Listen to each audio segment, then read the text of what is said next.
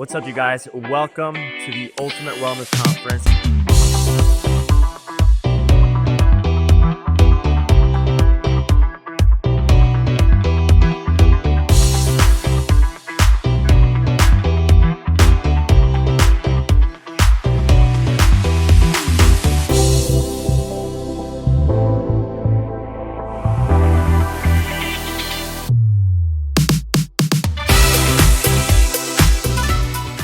Look at this beautiful space. It is just absolutely amazing. And yes, not only are we speaking and sponsoring, but we also have an incredible booth. There's Daniela, our lovely executive assistant and customer success manager. Daniela, say hi. We've got Max, our COO. We've got John Marshall, who's one of the, truly exceptional world-class software developers, entrepreneurs who were building the most incredible HIPAA-compliant health and analytics and medical monitoring platform. You guys are going to be blown away when we show you what that's all about. It's insane. And look, it's an absolute honor and pleasure to be here once again to represent our mission to help you discover your science and optimize your life, and to get the chance to get on stage and connect with like-minded people. And before we dive into this incredible experience with you guys today, this incredible vlog, if you want to call it that, I want to share something that happened to me this morning that I'll put it like this. The day before this conference last year, I actually ended a 5-year relationship. This year, the day before I get on stage today, actually yesterday, I was a victim of identity fraud. So my bank accounts were wiped. I know, terrible. But I'll tell you what, I was meditating this morning, and I had a conversation with God, and I realized, look, instead of playing victim mentality here, what's there to gain from this, right? I thought to myself, all right, extreme adversity, right? But I got to choose courage. I got to choose expansion through that courage rather than contraction through fear. And in those two instances, last year and this year, before I get on a stage, I chose courage, and it's something that I chose in a positive way to catapult me through a day like today. So I'm extremely grateful for the opportunity to choose courage. And instead of, being down on myself, I'm here and I'm bright. I'm excited, and I'm so grateful to be a part of something incredible, a part of this experience. So anyway, choose courage. We'll see you on the other side. How are you guys? My name is Andres Preschel. I'm a physiologist and neuroscientist, and I'm here to help you discover your science and interoception, your built-in system for high performance. Excited to speak with you guys. I think everybody here knows about the relevance of genetic testing and comprehensive blood work on a regular basis, and maybe leveraging wearable device data. And, there's so much that we can do as it pertains to personalizing our health and our experience with healthcare. However, I think nowadays, in a paradoxically hyper-connected world, the most important thing that I see for personalized healthcare is truly building a relationship with your healthcare provider. Really having that trust, because we live in a world with endless information. We live in a world of AI. All the answers are at our fingertips. But I think truly nowadays, the most valuable thing, relatively speaking, is that in-person, that real human touch in outlining what the next steps of our health should look like. So who here uses AI on a daily basis? How quickly is AI evolving on a daily basis? Pretty quickly. How quickly is your body evolving on a daily basis if you look at your genetics? Very slowly. It's from one generation to the next.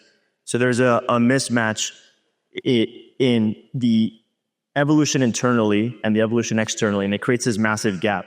And I think that's where a lot of disease originates. And as the gentleman was saying next to me, you have to add back in what the modern world leaves out.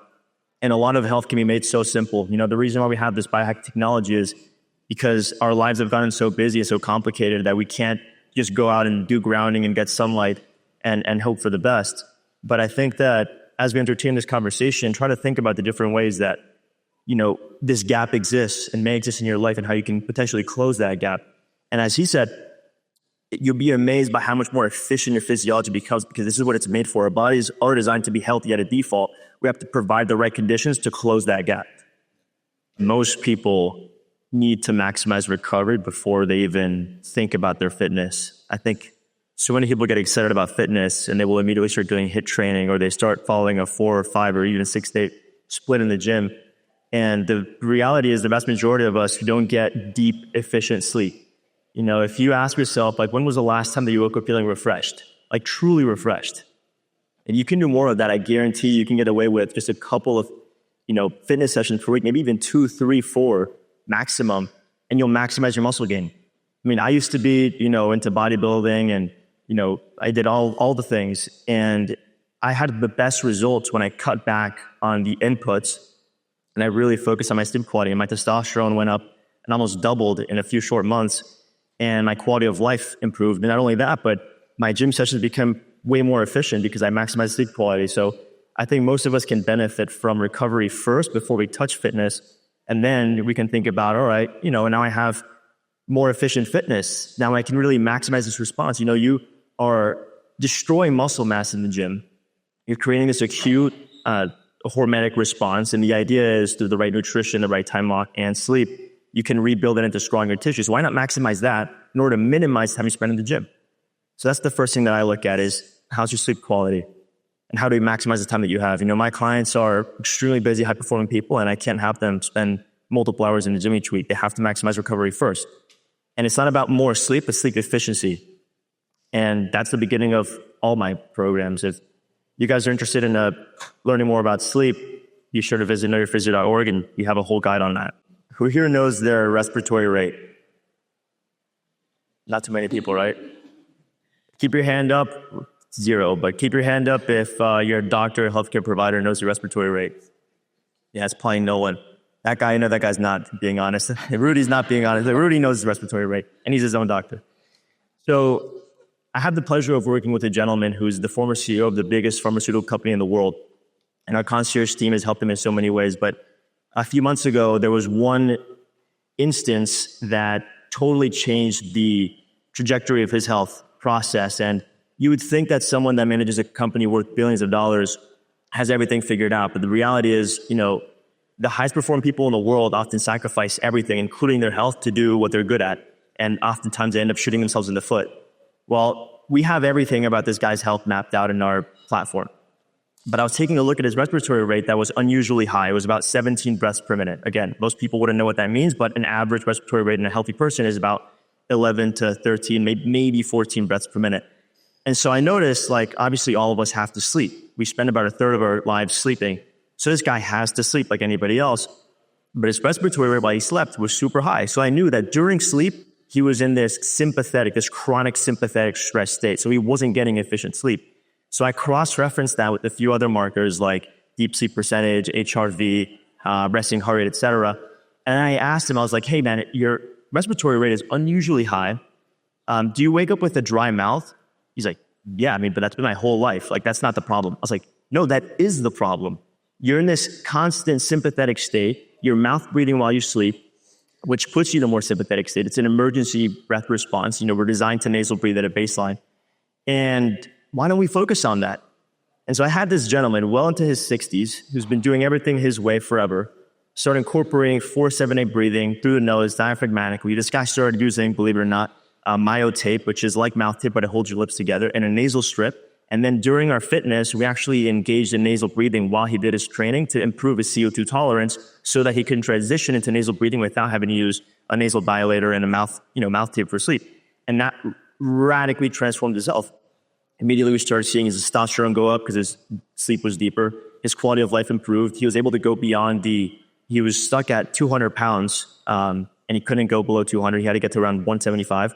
And he finally started to make some progress there because if you think about it, if you change your breathing, which is the most accessible way to innovate and change the state of your physiology, and you start getting deeper, more restorative sleep, you regulate things like insulin sensitivity, blood glucose, you increase your resting metabolic rate, et cetera. All of a sudden, every other habit is easier and more sustainable to accomplish because sleep and regulating nervous system is so far upstream of everything else.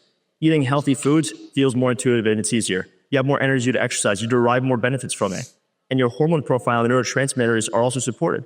So that one variable, respiratory rate, which you now know about, totally changed the game for us. we live in a paradoxically hyper-connected world. So we have under the impression that we're connected with everyone that we care about, but it's absolutely not the truth. We're more isolated and lonely now than ever before. And my recommended habit would be to really, truly go out of your way to build or strengthen your community. That's it.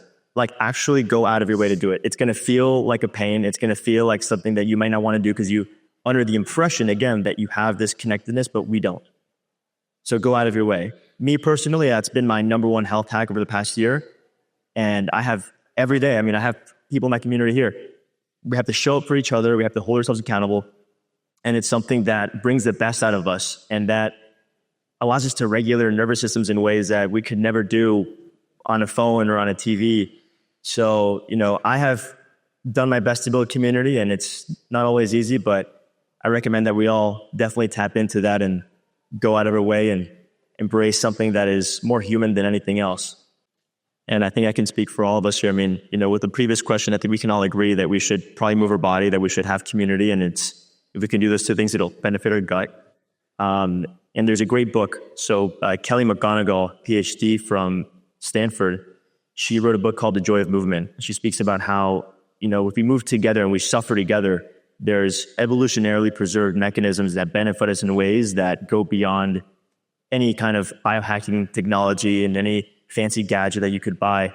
And so I think it's not just about moving on your own, but really about suffering among other people for some kind of hormetic benefit. That's what we were designed to do, and that's going to outperform every technology that exists because it's something that is so deeply ingrained within us, and we simply don't have the chance to tap into on a regular basis. So by definition, relatively speaking, there's so much that we can gain from that if we actually enable it in our week-to-week, day-to-day on a regular basis. So, yep.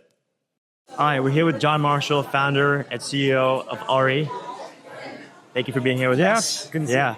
So why don't you tell us a little bit about who you are and more importantly, why you do what you do? Yeah, I think this is really all about the democratization of data and how the world's evolving with AI. And so what I wanted to do is really find a way to connect people with the data and do it in a way that is safe, efficient, and really helps them. And so there's a lot of tools out there that basically people can use for AI on top of their blood work, nutrition, their Apple Watch data, Whoop, whatever it is. But I didn't find anything that really ties it together well and then does it in a way that's very, I'll say, personalized to them. Yep. And so what we're doing is really bringing all that data together. And then the other big thing that we're doing is we're making it so it works not just for you, but for your family. Yep. And I think that's another big differentiator is everybody's been very focused on these apps on the individual. And for me and for everybody, you have aging parents, you have kids, a dog, whatever it is, you have stuff that you want to look at that's outside of your personal being. So we want to tie all that together. And how have you built a team and a technology that can, capture all of this in a way that, makes sense at the individual level for the average person?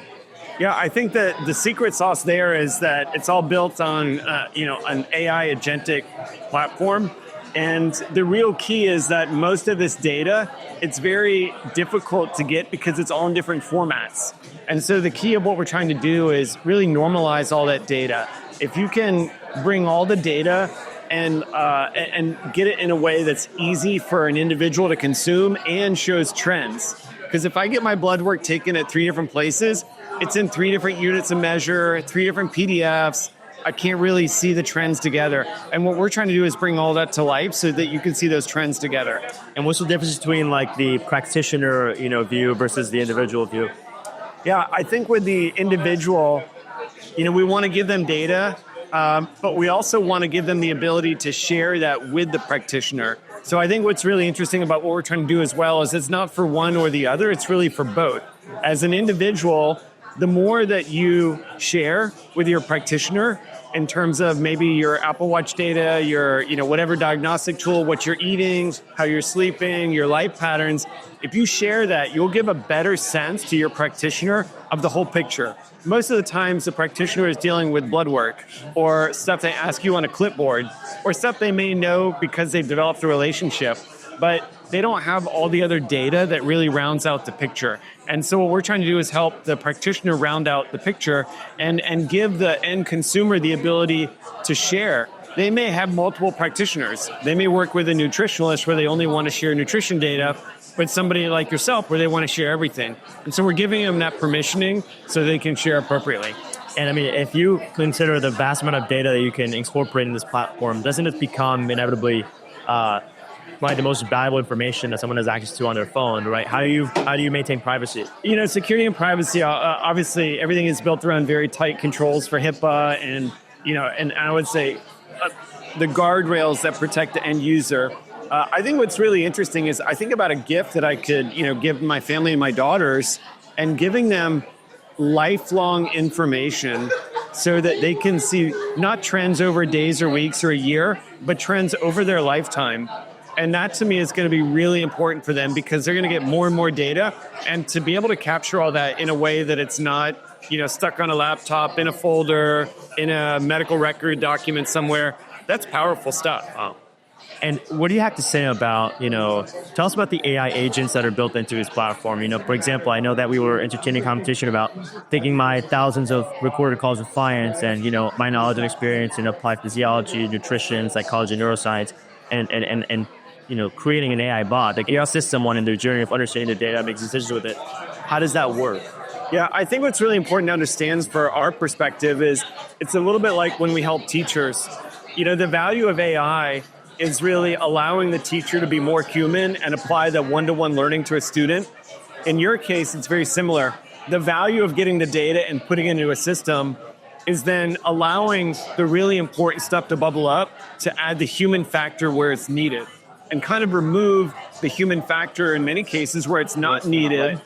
Or where somebody can just do normal everyday things and they don't need an expert. But maybe, hey, what can I do to, improve my upper body strength or something? Maybe they don't need an expert for that. But if they have an outlier data point, that's where they really need somebody like yourself. So I think the value of the data is bubbling up to the human level where you can apply the most value and where you see trends and correlations that maybe the data won't see. The other part is, I think by taking, for instance, all of your podcast data from 5 or 10 years, people all have personal beliefs and they have people they want to follow and diets they want to follow, exercise regimens they want to follow. And by allowing somebody to follow kind of your knowledge for that 5 or 10 years on top of their data, it's very powerful. And that's really what the power of the agentic AI can do, is combine all of that data and, kind of those therapies or those practitioner kind of guidelines to their data on a regular basis. And I know that you have an incredible, track record with the previous companies that you've built, and I know that this has been a massive undertaking nonetheless. But I want to ask you, on a personal level, what do you feel has been the greatest challenge in creating and building, scaling Ari? I think right now we want to do it in a way that is, again, really bubbling up the human level. So I think we want to do it in a way that is cost effective, is safe, and allows people to really leverage all these new devices that are coming online. So for us, I think the interesting part is getting all these different data points here at this event. There's 50 different types of therapies now that are going to provide data. So how do we get all that data? And a lot of these providers, they're not good at providing APIs or integrations. So probably one of the biggest challenges, everybody's going to have different devices they want to use. How do we get all that data for them in a way that's applicable from an industry that traditionally isn't tech savvy in providing and sharing data? And what are you personally most excited about within this process of Look, I'm getting old. I want to give, I want to consider my own longevity just like everybody else. And I want to be healthy, and I want to, have, the long-term ability to, run around with my kids in 30 years and be active. And I think that's really what all this is about, bringing a greater awareness, not just to these years, but to 20 years down the road, so you can enjoy it in a different way. Amazing. I have 2 more questions for you. Rapid fire questions, yeah. Right? If you could put a word, message, or a phrase on a billboard somewhere in the world, what would it say? Where would you put it? Oh, geez. I don't even know. That's a tough one. Well, we don't really leave South Beach that much, so the billboard would have to be in our neighborhood. It doesn't have to. You put it on the moon, you could put it in Times Square, you could put it in Tokyo, All right. That's a tough one for me. I have so many like rapid fire things going on. I think right now it's that one word is data. I mean, it's all about data right now, and I think if you're really thinking about using data in a strong way, then your life is going to change in this world. So I guess I'd have to put it on the moon, or on one of Elon's low Earth orbits. So it says data on the moon. Data. It's all about the data. And where can people find you if they want to learn more about yourself or Ari? Yeah, we just come out of stealth, so we're launching the product now. It's Ari.com, ARII.com. The app is $5, so we're trying to make it super easy and get online and get going. $5 for all this value? $5 a month for all this value. It's my ridiculous. Gosh. Yes. Wow. Yeah. Crazy. Awesome. John, what an absolute honor and pleasure. Yeah. Thank you guys for tuning in. Yep. John Marshall. We're here with Dr. Ben Kozubeski, our in-house longevity doctor. Ben, thank you for being here with us. Tell us a little bit about yourself and how you see this partnership coming to life in the next 2 years and what we can accomplish together. Absolutely. So what we've been doing is you do a very comprehensive, day-to-day focused lifestyle adjustments that get people out of their funks and really performing well, right? And so a big part of that is finding where you're deficient from baseline, finding all the deficiencies and fixing them. Supplements, diet, whatever lifestyle changes we need to do. And so that's where our partnership comes in, is we run the blood work. We find where people are deficient. Oh, you might have mold toxicity or Epstein-Barr, you just need vitamin D. So we look for those things that we can add to their life to really bring them back up to baseline so that you can take them from baseline and optimize them further. Always. And it's been a huge honor and pleasure working with you guys. We know our clients and our patients are in great hands. And I want the listeners tuning in to learn a little more about the value of routine blood work. So for you personally, how often do you think someone should get routine blood work if they truly want to optimize their health and figure out what their body needs to thrive? So routine is a relative term, right? If you go to your primary care and they order routine blood work, it's going to be like three things. It's going to be a CBC, which looks like your red blood cells, your white blood cells, a metabolic panel, it's going to check your kidney, your liver function, and your cholesterol, and that's it. And they're like, oh, you're good. And that's once a year. That's once a year, if you're lucky. Yeah. They don't take micronutrients into account. They don't take cardiac markers into account, chronic viral markers. These are all things like, hey, if you've had brain fog for 5 years and no one's found it, and you've been in your primary care and they run all their testing, they're just running the same 4 tests on you over and over. You might have Lyme disease and no one's found it. And so what we're really doing is deep diving into beyond that. So a lot of these tests, you really only need one time. And then so what we do is you send your people back usually quarterly. And so we'll do the whole big panel one time. And then after that, we're just really looking for deficiencies. Nice. And what do you guys cover in terms of therapies? Like, let's say someone's deficient in something, or we identify an area for optimization at the Longevity Center, who we proudly partner with. What's the series of therapies that you guys can offer?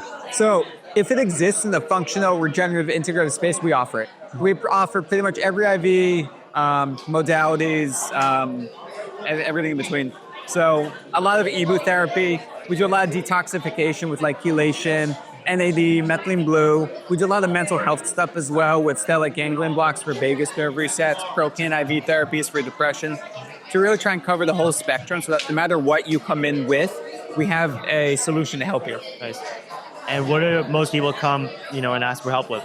I would say a lot of our patients come in and say, hey, I've been to every doctor, I've spent a boatload of money and no one knows what's wrong with me. So the biggest thing that we really specialize in is finding the root cause of your problem that's been missed. And so for a lot of patients, it's either Lyme or Epstein-Barr or heavy metals or molds. That's kind of what we've really come to focus on. What it says, we're not testing for anything crazy. We're just looking for that one missing piece that everyone's kind of just glancing over. And this is something that your average doctor couldn't do? They could, but there's 2 parts to it. Most doctors aren't really trained. They're trained to think within their field. And then 2, like Lyme, for example. Most doctors, they'll give you 30 days of doxycycline and send you on your way.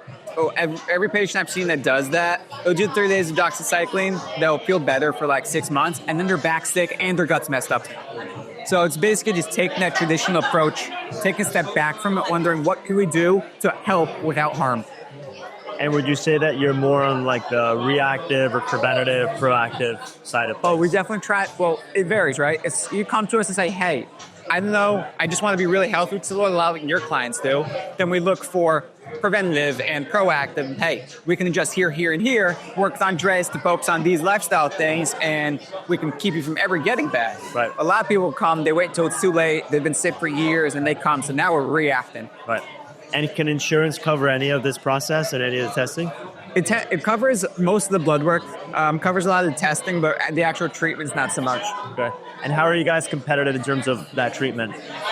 What we try to do is have some of the lowest prices in the country. The reason I started Longevity Center was I realized that a lot of people are basing their prices around what everyone else is charging. And so it just inflates prices. So we've come in and we're basically at the bottom. So we're offering all the latest therapies, all at the highest qualities, but for the lowest prices. Well, and how do you manage that? I mean, isn't it overwhelming with volume? So we've grown we started with 3 employees a year ago. We're now up to 11 employees. So it's just volume. We're just rolling in the volume. How do we clone Dr. K and put him in every longevity center all the time? So that's what we're trying to do. We're trying to expand. My mission is to take Longevity Center national, really not for my being, but to force a price adjustment across the country, because there's no reason all these therapies should be expensive as they are. So you want to force prices to go down across the country. Amazing. Awesome. And if you could let's say you could put a word, message, or phrase on a billboard somewhere in the world. Yep. What would you, Dr. K, put on the billboard, and where would you put the billboard? Where I'm putting the billboard right on 95, right on the main highway. Nice. And really the message, it's we'll meet you where you are. Nice. You know, you want to work hard, we'll work hard right along with you. If you want a little bit of baseline adjustment, we'll meet you right there as well. Awesome. And last question is, where can people find you? So we're the Longevity Center right now. We're in West Palm Beach. We're in Greenville, South Carolina. We've got a couple more locations planned for next year, but it's thlcoa.com. Cool. That was a great time with you, man. You as well. Thank you for joining us.